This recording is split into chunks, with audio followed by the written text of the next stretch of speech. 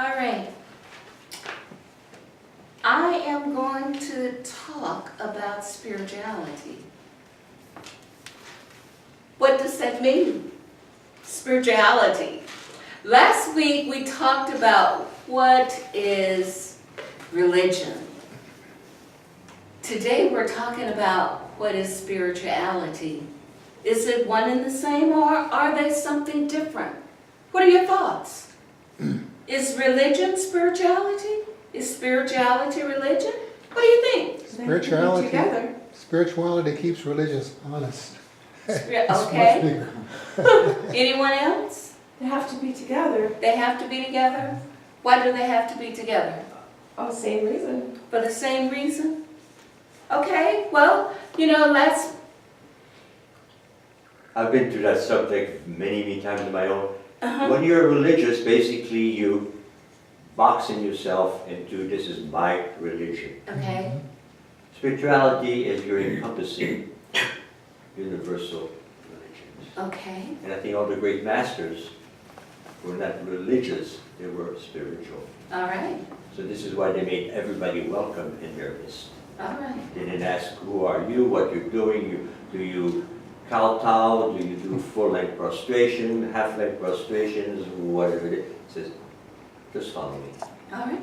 And thank you, that's a very good explanation, because religion is basically our teachings and the adherence to the teachings, the precepts, the rules that go along with a certain religious leaning, a thought, a way of behaving.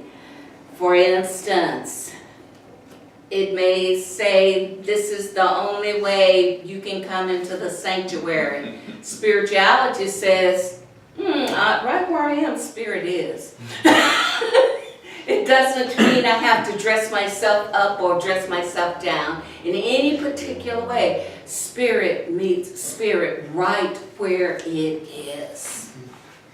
So spirituality, says Ernest Holmes, is a consistent attempt to feel the presence of God in everything and in everyone. You will find this in our text for this month, Living the Science of Mind, on page 34.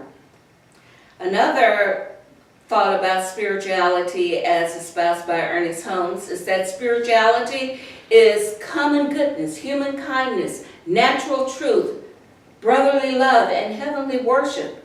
To be spiritual is to be normal. All people are spiritual part of the time, and some people are spiritual nearly all of the time. And this is found in The Hidden Power of the Bible that Dr. Holmes wrote. Now, I love this last statement. All people are spiritual part of the time, and some people are spiritual nearly all of the time. That's huge, because I believe it was Dr. Holmes says that we are as spiritual as we will ever be. We can't be any more spiritual than what God has made us. We're created in the image and the likeness of the infinite Spirit of life. So we are as spiritual as we can be. But what is it that I believe the Spirit would like for us to know? The Spirit would like for us to know that as we grow in our understanding of our divine nature, something happens. We have spiritual experiences such that we want to know more about God, the infinite Spirit of life. God is Spirit. When we teach this teaching, it is desirable to teach from principle to precept. And the principle is God is Spirit. And the principle goes along that Spirit is a unity. And the principle goes on that our unity in being is God. We're one. There is a oneness. There are not two gods. There's only, how many? One. And that oneness exists throughout all of creations. And when we look at the very nature of God, What are the things that we have identified that we know about the infinite spirit? The one that I love best is, it is changeless. God today, yesterday, forevermore. What are some of the other characteristics of spirit that you know? God is love. God is love. God is intelligent. It is creative. It is a self-existent cause. It is self-conscious. And most importantly, it thinks. We believe there is only one mind. That mind is the mind of God. That is the mind that I am using right now. Right now. So how is it that in my daily walk, some of the time I'm spiritual, other times I'm not? Well, I want to challenge that. I believe I'm spiritual all the time, but I forget that I am spirit. In this thing called oneness about our spirituality, I believe what Spirit wants us to grow and evolve to understand is that the very person that I'm looking at, the very person that I see before me, the very person that is around me has the same divine nature within them that is within me. That is what causes us to be at one. Spirituality, my friends, is about our relationship with God. That unity is God and the human. I'm using the new word. God and the human. God and man. God and woman. God and girl. God and boy. That is a divine unity. And what we know is that there's a divine pattern in our life of perfect God, perfect person, perfect being. So if that be true, that person that we call the other has that same divine pattern. Perfect God, perfect person, perfect being. So what is it that causes us to think we have separation? I believe it has to do with our consciousness. Remember now, the theme for this month is awareness. Self-awareness is not enough. Self-awareness is not enough. So, if self-awareness is not enough, what is it that you're self-aware of? I'm aware that I am one with the infinite spirit of life. I am aware that the nature that I have is the very nature of God. I am aware that the principles of life, that the laws of God are the laws, the worldly statements, or whatever you want to call them, the principles, the laws that govern my life. But it means very little if you don't know how to use them. Because they will use you. And you will be frustrated if you don't get in harmony with how to use them. So that word harmony, that's another bit of the nature of God. And you need to understand we live in a harmonious universe. Doesn't look like it sometimes, right? Huh? Okay. I'm on this by myself. It may not look like that.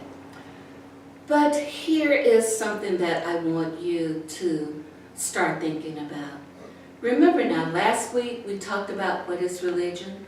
And one of the things that I believe I articulated to you is that everyone does not feel like just coming to church every Sunday is their religion. There are some who believe love is my religion. There are some, for instance, I love Jack Cornville, Spirit Rock, who does a lot of meditation. If you listen to him, I believe he will tell you, Dharma practice is my religion. What does he mean? He means that his spiritual practices are his religion. And the reason why that's very important to him is because he knows right now that if he does not do his spiritual practices on a daily basis or when things come up, he knows that he can easily slip into that lower level of thinking, that way of being, could get caught up in, woe is me, oh, everything is so bad. He understands that. But when we practice being who we are, spiritual beings on this earthly planet, then we want to go within to the spirit, joining our thought, the totality of our being, with the infinite being of life, and become nourished, nourished, nourished, and filled up. Jesus said, they that worship God must worship Him in spirit and in truth.